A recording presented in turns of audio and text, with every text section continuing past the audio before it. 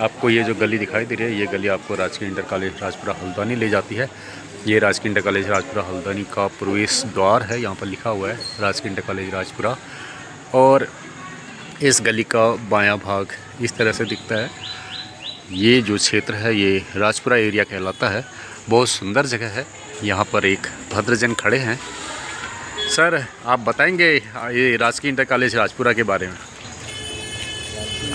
राजपुरा हल्द्वानी का एक जाना माना बहुत अच्छा स्कूल है जी। यहाँ लगभग 300-350 बच्चे पढ़ते हैं। यहाँ के अध्यापकों द्वारा सतत प्रयास किया जा रहा है कि बच्चों को पढ़ाई की धारा में लाया जा सके। राजकीय इंटर कॉलेज राजपुरा का फ्रंट पार्ट, सामने का हिस्सा, यहाँ पर सुबह की प्रार्थना हो रही है। काफ़ी आकर्षक दृश्य दिखाई दे रहा है। बच्चे भारत माता की जय के नारे लगा रहे हैं। प्रार्थना पूरी हो चुकी है और बच्चे अपनी क्लासों के लिए निकल गए हैं।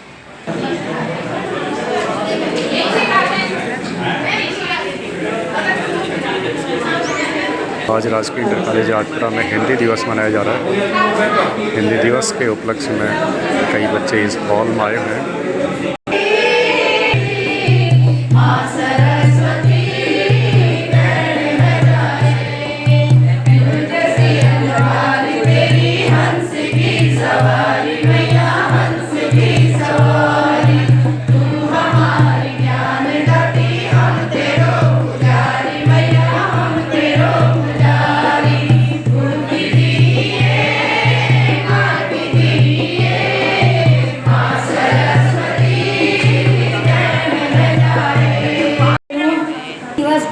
मैं आपके सामने कविता प्रस्तुत करना चाहता हूँ।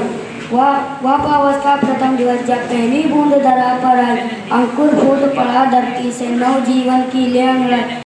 गंगा यमुना त्रिवेणी नदियाँ बह रही है, जगमग छटा निराला कब तक कह रही है। वह पूर्ण भूमि मेरी, वह स्वर्ण भूमि मेरी, वह।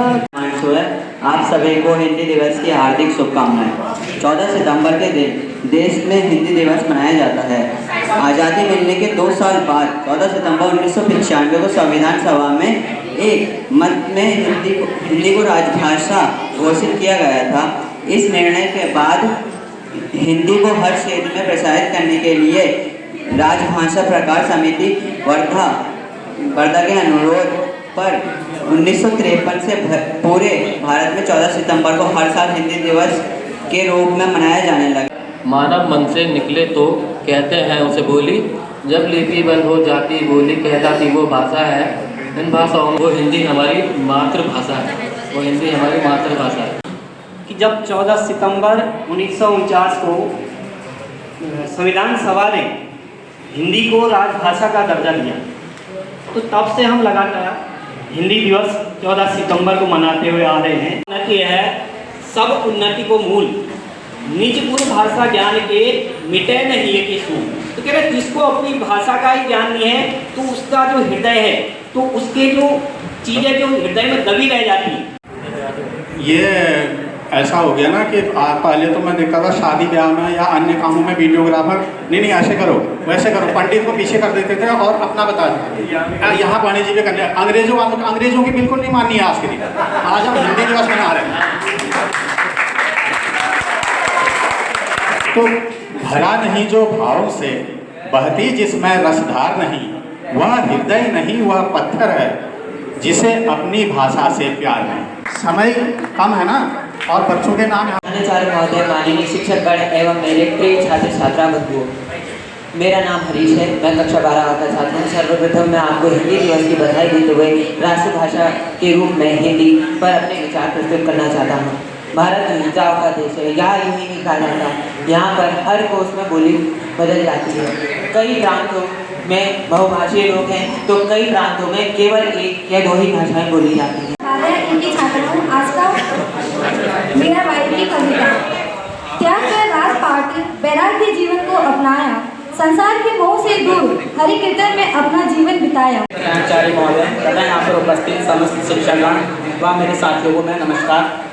आज मैं आपको एक प्रेमचंद जी की कहानी सुनाऊंगा। गधा एक बहुत ही बेवकूफ़ जानवर है। अगर किसी व्यक्ति को बेवकूफ़ कहना हो तो हम उसे गधा कह देते हैं, लेकिन गधा का एक छोटा भाई भी है जिसे हम बैल कहते हैं। बैल शब्द का उपयोग भी इसी कुछ मिलते जुलते अर्थ से करा जाता है। अपने बैलों से बहुत प्यार करता है और मोती हीरा में बहुत ही प्यार है। वो दोनों एक दूसरे से इतना प्यार करते हैं कि साथ में खाना खाते हैं, साथ अगर एक खाना छोड़ दे तो दूसरा भी खाना छोड़ देता है। वो दोनों साथ में ही सोते हैं, हीरा मोती। मेरे साथियों, आप सभी को सर्वप्रथम हिंदी दिवस की हार्दिक शुभकामनाएं। ये कहानी एक बाज और सांप के बीच में थी। एक समुद्र तट के पर्वत चोटी पे एक सांप रहा करता था, उसका एक बिल था। अब वो वहाँ रहता, वो अपने जीवन में बहुत खुशी सुख रहता था, उसे किसी भी प्रकार की कोई दिक्कत नहीं, वो वहाँ अकेला रहता था, वो अपनी गुफा का ही मालिक था। एक दिन अचानक आसमान में उड़ते उड़ते एक बाज अधमरे हालत में वहाँ उसकी गुफा के पास आकर कवि सूरदास ने गीतों में मैंने कम मान न पाया, तुलसीकृत रामचरितमानस मेरे मुख्य में चरितार्थ हुई, विद्वानों संतों की। Good afternoon. आज मैं हिंदी दिवस के अवसर में कविता डंडे से भागेगा भूत गरीबी का, मेरे वक्तव्य सुनो तो झगड़ा मिटे मियाँ और बीवी का। हिंदी के सम्मान में ये कहानी हमारी राज्य हिंदी भाषा राजभाषा हिंदी। आज हिंदी दिवस के पावन अवसर पर मैं एक कविता प्रस्तुत करना चाहूँगा। नीति जीवन के संघर्षों से जब टूट चुका हो अंतर्मन, तब सुख के मिले समंदर का रह जाता कोई अर्थ नहीं। हम भाषा की शान, हर दिल की यह पहचान, माँ की ममता जैसी पहचान सब भाषाओं में। मैं आप सबके सामने एक कविता बोलना चाहता हूँ। कहाँ तो तय था चरागा हर एक घर के लिए, कहाँ चराग मैसर नहीं शहर के लिए। यहाँ दरख्तों के साए में धूप लगती है, चलो यहाँ से चलें और उम्र भर के लिए। क्या बस्ती है आज यहाँ कल वहाँ चले, बस्ती का आलम साथ चला, हम धूल उड़ाते जहाँ चले। सबसे पहले आप सभी को हिंदी दिवस की हार्दिक शुभकामनाएं। सबसे प्यारी सबसे न्यारी हिंदी है राजभाषा हमारी, जिसमें है भारत का मन, ये वो भाषा जो सबको जोड़े, नए नए रिश्ते हर पल जोड़े। पहाड़ों ठंडो पानी सोरे कति मीठी बोली, पहाड़ों ठंडो पानी सोरे कति मीठी। पूरे विद्यालय परिवार को बधाइयाँ हैं। हमारे प्रभारी श्री कांटवाल जी, कोई भी भाषा तब मजबूत होती है जब हम ज़्यादा से ज़्यादा उसका अभ्यास करते हैं। हमने आपको पिछले दिनों बताया था कैसे हम अंग्रेजी का करते हैं। हाँ, 6, 7, 8 को छोड़ दीजिए, उन कक्षाओं को छोड़ दीजिए। जैसे हम अंग्रेजी को सीखने का प्रयास करते हैं, वैसे ही हिंदी के लिए हिंदी न्यूज़ सुनिए, रोली हिंदी के न्यूज़पेपर पढ़िए, कॉमिक्स पढ़िए, अखबार पढ़िए, कहानी, कविता, उपन्यास, इसलिए अपनी भाषा की जरूरत होती है। यहाँ पर बात आई थी, पांडे जी ने बात बताई कि किस तरह से लोग अपनापन दर्शाते हैं। कलकत्ता की कहानी आपको बताई थी, कलकत्ता की सड़कों की, कि जब अपने क्षेत्र का लोग, अपनी भाषा जानने का लोग दूसरे विदेशों में मिलता है तो कितना प्यार आपसे जताते हैं, हमको दर्शाते हैं।